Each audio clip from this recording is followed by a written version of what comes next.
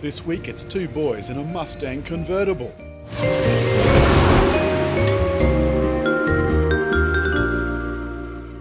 Normally we'd be doing intros outside, and I know it looks nice and bright and sunny, but it has been severely raining apocalyptically for the last week. We're in this Mustang, this acid yellow, banana coloured Mustang. It's quite fabulous, and with the roof down it's brilliant. This interior is delightfully retro. It's got modern touches. It's got this full width dash, which is not as configurable as some of the ones we've driven, David. You have trouble with these little switches. So I've got my phone in here so that I can use the USB for the Apple CarPlay on this Sync 3 system. Now this isn't Ford's latest system, that's coming out in the newer models. The centre dash is, again, as I said, delightfully old-fashioned, but it's intentionally so, it's retro. But is it, David, a pastiche?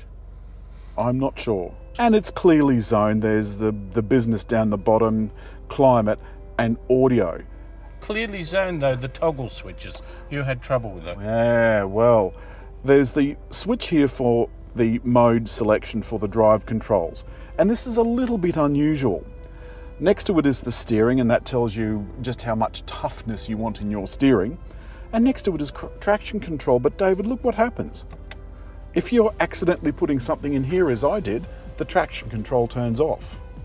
Now I've got my Navman plugged in here, which leaves absolutely no space in there. So my phone's just sort of just sitting in there rather annoyingly. It's I don't know, it's not quite right.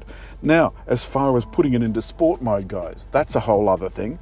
That one pullback puts it into sport mode, which actually then gives you additional modes up here on the dash. But there's no normal in there, and there's no normal until you go back to drive, and then you can go through all of these again and you find normal. Why don't we get on the road?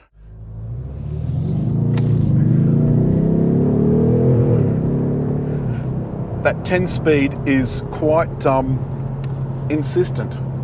But again, you felt the thump of the gears every time. Oh, I don't mind that. I don't mind a bit of a thump of gears, David, if it's doing it when I want to do it. And this seems to be not too bad at that. Well, I don't like it pounding.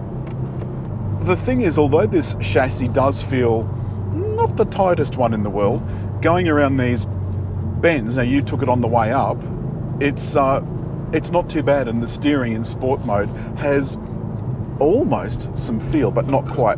So that's the gears, it's doing that all by itself. It's slamming down. It's saying, David, I want a lower gear.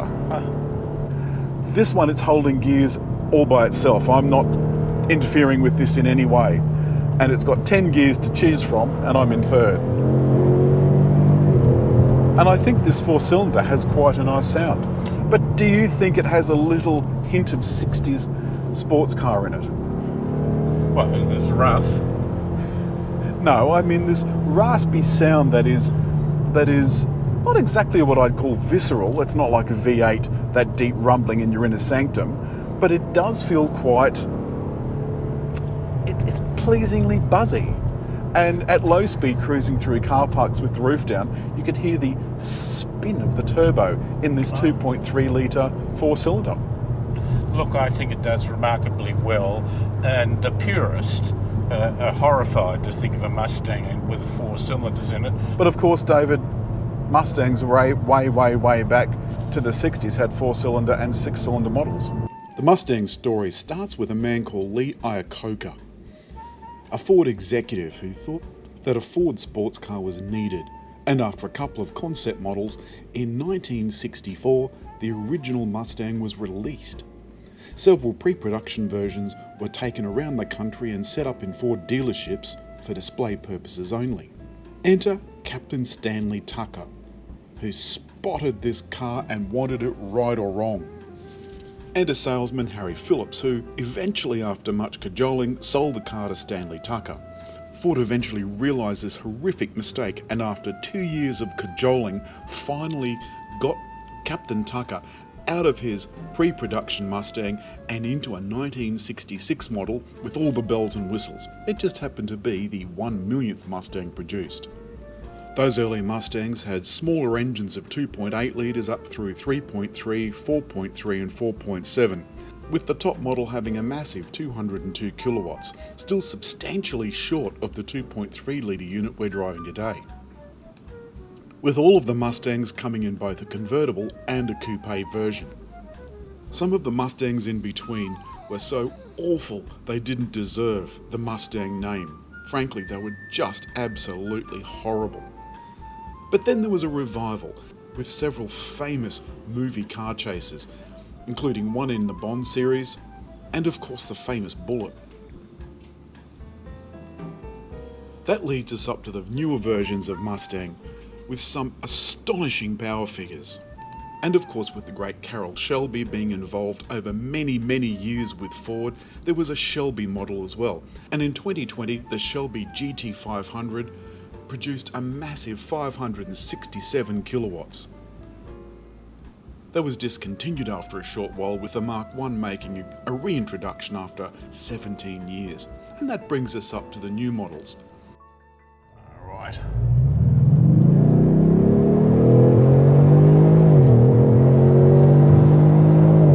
Now, David, I don't think that is much to complain about. That was brisk. I'd describe it as frisky. I'd describe that as plenty. Now, it's 236 kilowatts. Yeah, it's the high performance, which means it's the lowest horsepower. The GT, which is the V8, has about 100 more kilowatts and 100 more newton meters. Yeah. This has, 448 newton meters of torque and 236 kilowatts. Internal combustion engines are on their way out. And, you know, we're in the twilight years of fossil fuels. So things like this are really important. The amount of enjoyment is important.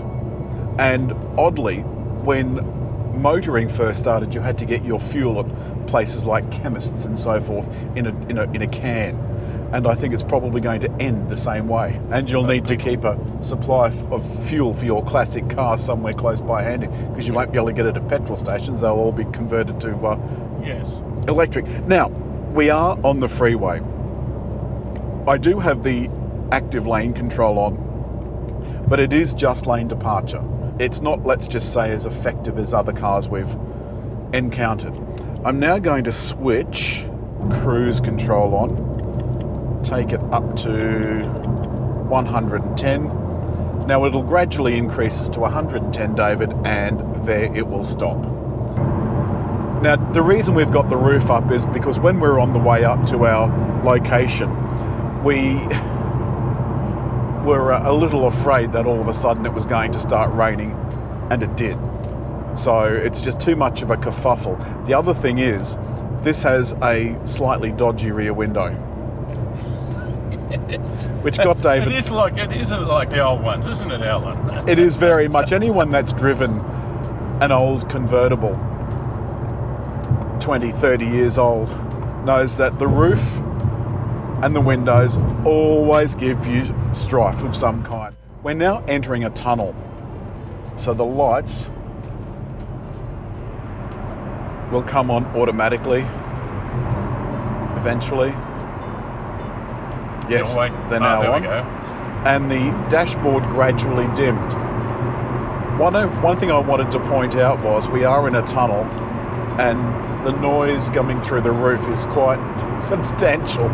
It's also a concrete road. About 4 o'clock.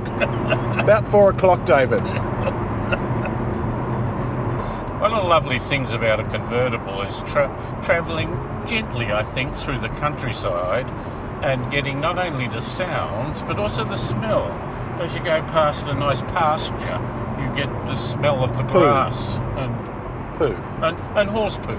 Yeah, go past a horse stall. Now we're in the city. This feels, in normal mode, fairly unspirited. But of course they do that, David, for economy. It's promised to be 9.5 or 9.8 litres per 100 kilometres combined. I've been getting a little more than that this week. A little better. Yeah, That's a little better, yeah. Yeah, so a little, I think you're doing 9.1 or something. Yeah, I meant more economical. Yes. I know that didn't come out that way. But you know, at the end of the day, you always have to apologise for it being a 4-cylinder. I think if you get a V8, you get a little bit more into American graffiti mode. You do, but David, it's come time. It's come time again. Okay. So hit like. Or make a comment. And anywhere at all to subscribe. I'll see where the little round button fits.